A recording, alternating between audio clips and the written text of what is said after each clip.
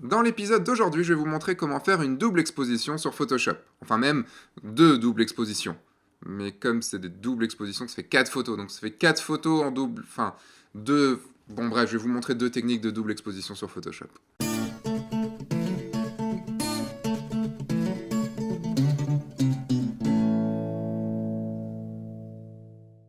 Bonjour, je suis Sébastien Roignan et vous êtes bien dans un nouvel épisode de F1.4.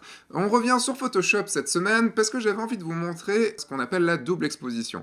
La double exposition, bon, soit on peut la gérer sur Photoshop comme je vais vous le montrer maintenant, soit on peut la gérer directement à la prise de vue. Donc qu'est-ce que la double exposition? Tout simplement, c'est exposer deux fois sa pellicule, son négatif, pour pouvoir avoir deux images l'une sur l'autre. En gros, ce qu'il y a à savoir dans la double exposition, c'est que partout où il n'y a pas de lumière, où c'est noir, on va pouvoir remettre quelque chose dessus puisque la pellicule n'aura pas été vraiment impressionnée à cet endroit-là. L'idée étant de pouvoir trouver deux photos qui puissent se mettre les unes sur les autres avec le point fort de la deuxième photo, qu'on va rajouter du coup sur la première, dans un coin un peu noir, un peu sombre de la première photo. C'est vrai que la double exposition, je l'utilise en prise de vue, je l'utilise des fois sur des mariages ou sur des événements pour essayer de raconter une histoire dans une photo. C'est assez difficile à faire, mais ça fonctionne assez bien. Là, on va le passer du coup sur Photoshop et je vais vous montrer deux techniques.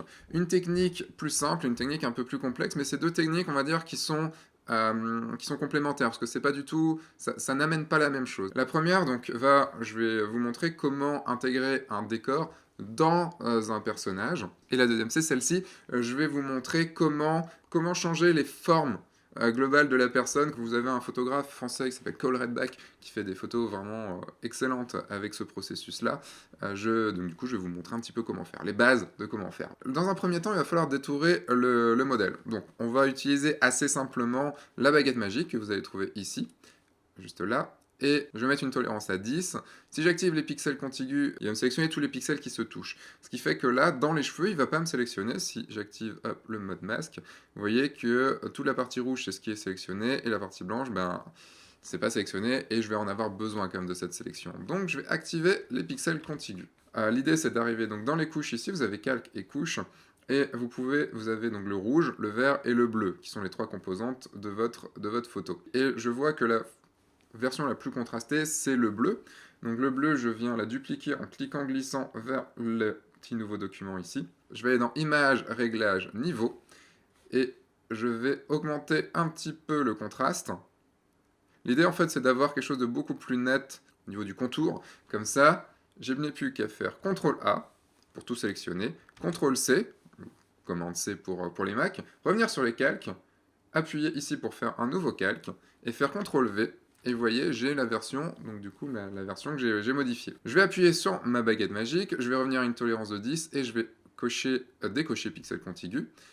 Hop, je reviens dans mon masque, et vous voyez ici, on a quelque chose de beaucoup plus correct, qui est quand même beaucoup mieux. On a quelques endroits qui sont un petit peu embêtants, c'est pas grave. Je vais venir ici avec le lasso, j'enlève le mode masque. En appuyant sur Alt, vous voyez, mon icône change, et donc là, hop, je viens détourer. En appuyant sur Alt, j'enlève. Je vais enlever aussi ici. On pourrait s'embêter à détourer à la plume et tout, mais là je vous fais quelque chose d'assez rapide, qui marche déjà plutôt bien. Voilà. Je vais faire CTRL-SHIFT-I pour intervertir, où vous avez sélection, pardon, intervertir, maj CTRL-I, et je vais créer un nouveau groupe, où je vais appliquer donc mon masque de fusion ici, hop, et donc j'ai un nouveau groupe avec ce masque de fusion. Je peux enlever ce calque-là, il ne nous sert plus, ce que je vais appeler paysage, je vais le passer devant, dans le groupe. Hop. Là, le plus compliqué, ça va être de venir trouver le bon endroit, ce qui va raconter en fait une histoire. L'idée de la double exposition n'est pas juste de faire de la double exposition, c'est aussi de raconter une histoire. Alors, je vais déjà agrandir ma photo. Hop. Et je vais essayer de trouver un truc. C'est pas évident à trouver en fait. Quand je vous ai montré du coup la photo, j'en ai trouvé un. Je pense que je vais créer un truc comme ça. Je crois que c'était ça que j'avais fait. J'ai mis pas mal de temps. J'ai mis toute une soirée en fait à trouver. N'hésitez pas à déformer un petit peu votre photo. J'aime bien le coup juste du petit monticule en fait qu'il y a dans le crâne. Comme si on avait un pic dans le crâne. Enfin, pas dans le sens horreur, mais dans le sens on a une idée qui nous embête, un truc comme ça. Vous voyez, si je zoome ici, mon détourage est pas monstrueux parce qu'on voit un petit peu la photo en dessous. Je peux enlever la photo en dessous et la remplacer par un calque, je vais reprendre la couleur ici avec la pipette, je peux reprendre juste avec un calque blanc en dessous, faire un nouveau calque, puisque du coup mon fond, j'ai mon détourage, c'est bon. Le problème, c'est que je veux qu'on voit un petit peu qu'il y a une personne, qui a un visage. Donc pour ça, je vais dupliquer ici mon calque, faire un clic droit, dupliquer. Hop. Je vais le remonter juste au-dessus de mon paysage, enfin du paysage. Je peux l'activer et forcément, bah, ma photo revient. Je vais la passer en noir et blanc. Alors soit je peux directement aller dans Image noir et blanc, mais je vais ici mettre un filtre de noir et blanc. Hop, un calque de réglage noir et blanc que je passe juste sur cette photo-là avec un écrêtage. Donc l'écrêtage, c'est Alt et en cliquant entre les deux, ou alors cette petite icône-là, permet d'appliquer le calque de réglage que au calque du dessous, là où c'est visible. Je mets un masque de fusion noir, donc en appuyant sur Alt et masque de fusion. Et je vais venir avec un pinceau assez doux. Vous voyez, un pinceau avec dureté 0%, une bonne épaisseur. Aller à opacité 20%, en blanc évidemment. Et je vais juste venir récupérer les yeux et la bouche. Alors, je peux zoomer un petit peu pour... Un petit peu sur le nez aussi. Récupérer juste les informations là où je veux les garder.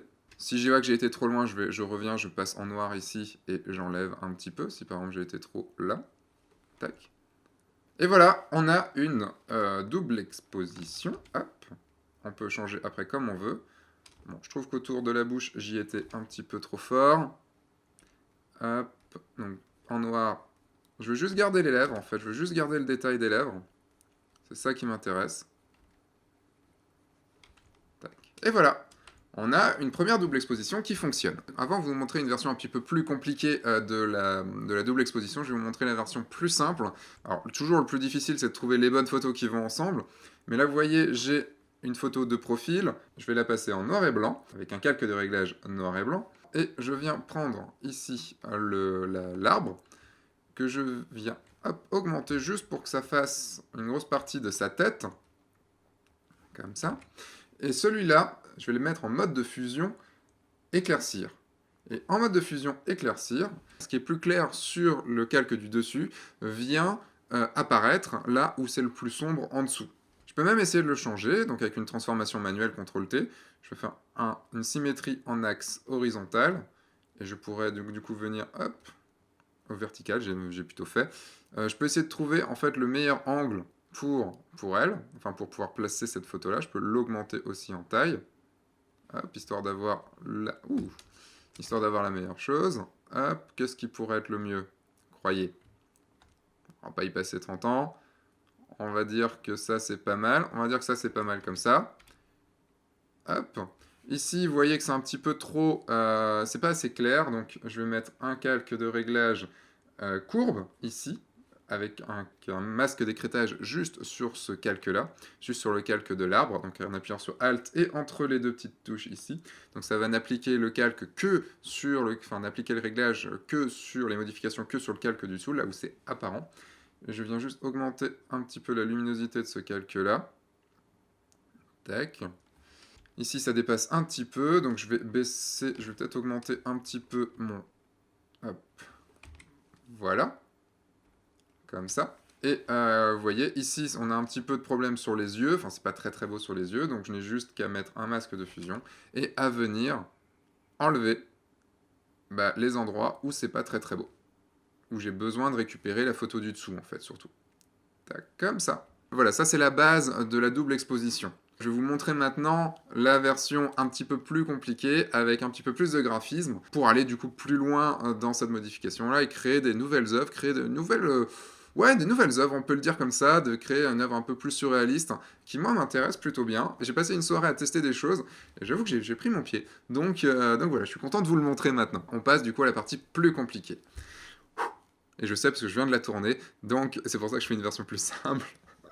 Donc du coup la version compliquée est un petit peu plus compliquée, mais plutôt chouette. Voilà, allez, on est reparti. Et donc reprenons du début sur cette photo-là. J'ai mon détourage ici. La technique ici va un petit peu changer parce qu'on va faire un peu plus de modifications. L'idée étant de prendre cet arbre-là, l'idée étant que ce soit sur un fond gris ou blanc, donc un ciel, il ne faut pas qu'il y ait de nuages dedans. S'il y a des nuages dedans, vous n'allez pas y arriver. Donc là, j'ai pris un fond gris, c'est un fond très brumeux. Pour le rapprocher du blanc, je vais prendre un calque ici de courbe. Je fais un calque de réglage courbe. Je le passe en écrêtage, toujours.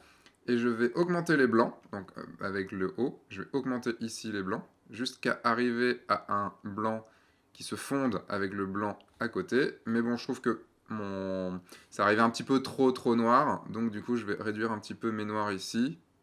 Hop, sans trop non plus. Je vais remonter un tout petit peu là. Tac. Et là, c'est bon, on a de quoi le placer. Je vais passer mon fond en noir et blanc. Donc je fais un calque de réglage noir et blanc ici. Je viens le placer ici. Et en fait, je vais utiliser ce bout-là comme si c'était la tempe de... Vous voyez, comme si, en fait, il y avait les cheveux qui arrivaient là. Je vais passer en 50% de visibilité pour qu'on voit un petit peu plus, ou peut-être en 70% de visibilité, pour qu'on voit un petit peu plus comment on le place. Je vais placer ici la tempe, hop, comme ça. Et je pense que je vais l'augmenter encore un petit peu. L'idée, en fait, étant que j'aime bien, en fait, ces petites branches qui viennent créer la délimitation du front, et là, comme s'il y avait des petites griffes, en fait, sur elle. Et là, on a les petits cheveux qui arrivent derrière. Je pense que comme ça, hop, l'idée, attends, le placer. Si je viens le placer ici, comme ça, c'est bien parce que ça va me faire la liaison avec la peau et je vais pas avoir besoin de trop travailler cette partie-là, d'avoir un truc blanc ici. Bon, c'est vrai qu'on est plus sur du graphisme que sur de la photo, là, mais moi je trouve ça cool. Moi j'aime bien. Moi je considère qu'on fait des images, on fait pas des photos. Enfin là, c'est deux photos qu'on assemble l'une avec les autres et ça en fait une œuvre originale. J'appuie sur Entrée pour valider mon déplacement, ma transformation. J'appuie sur 0 pour réavoir une 100% d'opacité. Ici je dépasse. Donc ce que je vais faire, c'est augmenter la taille de ma zone de travail, donc pas la taille de l'image, mais la taille de la zone de travail, en appuyant ici sur Image, taille de la zone de travail. Je vais faire une largeur à 6000 pixels, et surtout la hauteur qui m'intéresse. La hauteur, je vais la mettre à 5000, juste pour avoir de la place. Ici, je vais me placer là, comme ça, je sais que ça va étendre la zone de travail vers la gauche et vers le haut. C'est là où j'ai besoin d'avoir de l'espace. Hop, et vous voyez ici, il y a forcément plein d'espaces vides. Je reprends un calque en dessous. Je prends la couleur blanche là, et je le remplis, et c'est bon. Hop, je vais mettre ça en fond. Maintenant qu'on a fait ça, je vais avoir besoin ici de faire passer, de faire que la tempe se finisse, et non pas juste comme si elle a l'impression qu'elle continue. Donc je vais prendre une partie là, je vais prendre cette partie ici, que je vais dupliquer avec un CTRL J. Et cette partie-là, je vais faire CTRL T pour faire de la transformation, clic droit, symétrie axe vertical, pour venir le placer juste ici. Tac. Et avec un masque de fusion, je viens prendre avec la baguette magique, je remplis toute cette partie-là en noir, pour qu'elle ne soit pas visible. Je la place, et je viens ajuster les derniers petits réglages ici. La transition, et vous voyez, hop, on a une tempe qui me paraît pas mal du tout. Je prends les deux, je peux prendre les deux et les fusionner avec un CTRL E. Il faut que j'enlève le masque d'écrêtage. Tac. Comme ça, on est sûr d'avoir un truc qui est pas trop mal. Ensuite, je viens mettre un masque de fusion dessus parce que je veux enlever la partie blanche qu'il y a là, donc les baguettes magiques. Je vais juste étendre un tout petit peu ma sélection en faisant modifier, dilater. Donc ça va en fait prendre... Il y a une sélection et ça va l'augmenter d'1 ou 2 pixels. Je vais le mettre sur 2 pixels. Et là, je viens peindre en noir à 100%, ici. Parce que je veux qu'on continue quand même de voir hop, la peau. Je veux qu'on continue de voir la tête. Tac. Et ici. Là, c'est pas forcément top. Donc, je vais faire la transition. Je vais profiter de la branche pour faire vraiment la transition. Comme ça. Et je veux qu'on garde quand même l'oreille. Donc, du coup, l'oreille, je vais la garder ici. Parce que les cheveux, généralement, passent derrière l'oreille. Donc, je vais la garder comme ça. En plus, il y a du noir ici qui passe très bien. Hop. On va dire que la transition se fait plutôt bien. Ça a été plutôt bien choisi. Et là, on a une petite zone un petit peu floue. Je vais venir juste avec une brush ici, dans les brushes classiques, les brushes normales de Photoshop. Juste venir rajouter un petit peu de... Je pourrais prendre une broche de cheveux, me créer une broche de cheveux, mais là, je pense que j'ai juste besoin de faire ça. Hop. Et on est bon. J'ai juste rajouté un petit peu de blanc ici où il fallait pas, mais je pense que je vais l'enlever, ce truc-là. En fait, la petite truc qui dépasse, je le trouve pas très très beau. Là, il y a un petit truc blanc qui me gêne. ça se voit un petit peu trop. Voilà. Et là, je trouve qu'elle a une chevelure qui est plutôt chouette. Le visage est un peu trop clean. Le visage, en fait, il est un peu trop beauté mode. Je duplique ici l'arbre. Je le passe en dessous. Je vais le sortir en dessous. Je vais recréer un groupe. Je viens cliquer-glisser ce masque de fusion en appuyant sur Alt. Comme ça, je duplique mon masque de fusion. Plutôt très pratique. Là, je remets ici il m'avait enlevé l'écrêtage. J'enlève le masque de fusion ici, dont je n'ai plus besoin. Et je vais venir déplacer l'arbre ici et faire un CTRL-T, donc une transformation, clic droit et un symétrie axe horizontal. Et là, j'ai envie, en fait, d'avoir comment dire, des espèces de reflets, pas de reflets, mais de choses un peu bizarres sur la peau, juste pour montrer un petit côté végétal déjà. Ce calque-là, je vais le passer en mode de fusion, éclaircir, et c'est là, vous voyez, où ça fait des petites choses assez sympathiques. On peut imaginer faire beaucoup de choses. On peut gérer le fait que ce soit plus ou moins visible avec un calque de courbe aussi. Plus la photo de base, la photo d'en bas sera sombre, et la photo d'en haut sera claire, plus on verra la photo du haut, et inversement. Je vais à celle-là l'éclaircir un peu. Donc vous voyez qu'on le voit de plus en plus. Mais ce que je peux faire également, c'est assombrir celle du bas. Donc je refais une petite courbe, je l'assombris. Et vous voyez qu'on voit encore plus les détails, on a encore plus un truc un peu tacheté et tout, exactement comme je veux. Tac. Je mets un masque de fusion sur cette partie-là. Je viens reprendre une brush. On n'a pas besoin de gérer une vraie transition, il y a juste besoin, hop, vous voyez ici on a une transition qui est très correcte, puisque du coup elle n'est pas visible. Hop. Et je vais dupliquer ce calque-là, ici, celui-là, pour le remettre encore en dessous. Et bon, là j'ai un problème, c'est que mon masque d'écrêtage, mon courbe, il n'agit que sur celui du haut.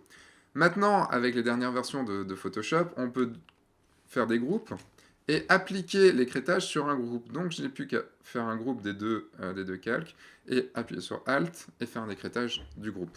Maintenant, je n'ai plus qu'à placer ici. Il ne faut pas hésiter à soit vous pouvez recadrer, vous pouvez déformer, il n'y a aucun souci. Hop, il faut juste qu'à trouver le bon. Là, on a un truc pas mal comme ça, je pense. Je reprends mon masque de fusion, hop, ici. En fait, je peux essayer de finaliser ma photo avec avec le feuillage ici. Pour ça, je pense que je vais aller sur ma photo d'origine et tout simplement avec un masque de fusion, enlever cette partie-là, voire peut-être la récupérer ici. Ok. Je vais en fait venir récupérer la sélection, le blanc en fait qu'il y a ici, donc avec la baguette magique, je sélectionne mon calque, je fais bien attention qu'il n'y a pas à échantillonner tous les calques, je clique, ça me récupère ma sélection, je reviens ici, et je n'ai plus qu'à peindre là, et on a quelque chose qui est pas mal. Je vais peut-être enlever certaines autres choses aussi, je vais récupérer encore ma sélection, parce qu'il y a quelques petites parties ici. Ouais, ça c'est de l'amélioration, hein. Vous n'êtes pas non plus obligé de le faire, mais c'est de l'amélioration, mais c'est dans l'amélioration qu'on voit les petites choses comme que la photo prend sa qualité. Hop. Et alors le problème ici, c'est que sur les yeux, il y a des taches. C'est pas très beau, c'est pas très chouette à avoir, donc il suffit d'aller dans le masque de fusion et enlever. Hop. En faisant attention de bien faire les choses.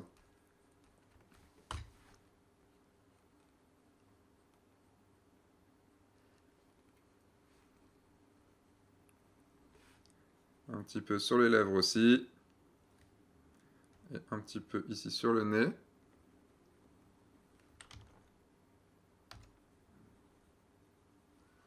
Hop. La tempe est juste un petit peu visible pour moi, donc je vais pouvoir réduire l'opacité de la tempe en venant là, sur le masque de fusion de l'arbre qui est derrière. Venir peindre à 20% par exemple, en noir, c'est mieux. Et sur le masque de fusion, c'est mieux aussi. Et en noir, mais y arriver, ça veut pas. Hop, d'avoir quelque chose d'un peu dégradé. Si j'y étais un petit peu trop, eh ben, j'ai juste à remettre à certains endroits à repeindre en blanc. Et là, pourquoi c'est repassé ici? Vous voyez, mon oreille enfin son oreille est repassée. Donc, hop, j'ai juste à repeindre ici. Ah, bah oui. En fait, c'est quoi? C'est les trucs en dessous. C'est l'arbre de la peau. Donc, du coup, je vais venir ici sur celui qui est le fautif, sur le masque de fusion et repartir là. Hop. Voilà. Je voulais que l'oreille soit un petit peu trop visible, là, peut-être.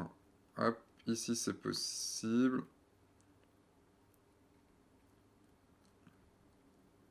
Voilà. On a quelque chose qui est plutôt pas trop mal. Hop, je vais tout regrouper ici.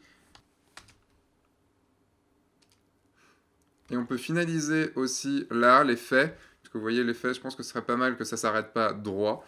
Je viens encore peaufiner en fait le truc pour que ça s'arrête pas droit. Je vais prendre cette sélection-là. Vous pouvez bouger une sélection, vous pouvez faire sélection, transformer la sélection, et donc vous avez ici,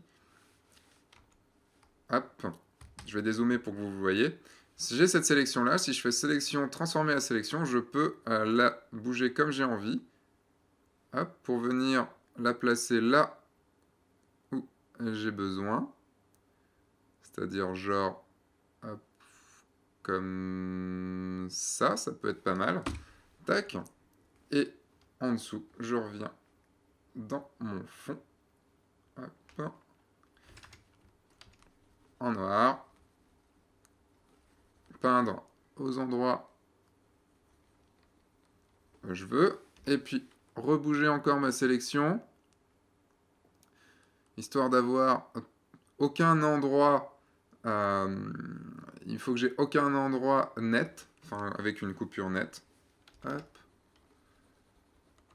Tac, là j'ai plus qu'à enlever cette partie-là, j'enlève ça.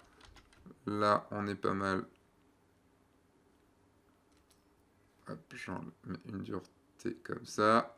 Tac. Et là je trouve qu'on est quand même dans quelque chose de pas mal. C'est plutôt joli. Voilà, je suis content. Voilà, ça c'était la version un petit peu plus complexe de la double exposition. J'espère que cet épisode vous aura plu. Vous pouvez télécharger une formation gratuite sur Photoshop, 10 astuces pour maîtriser Photoshop en cliquant ici. Formation de quasiment 1 heure avec 10 astuces pour maîtriser Photoshop. Totalement gratuitement, bien sûr. Je vous dis maintenant à dimanche prochain. Entre temps, sortez, faites des photos et amusez-vous. Au revoir.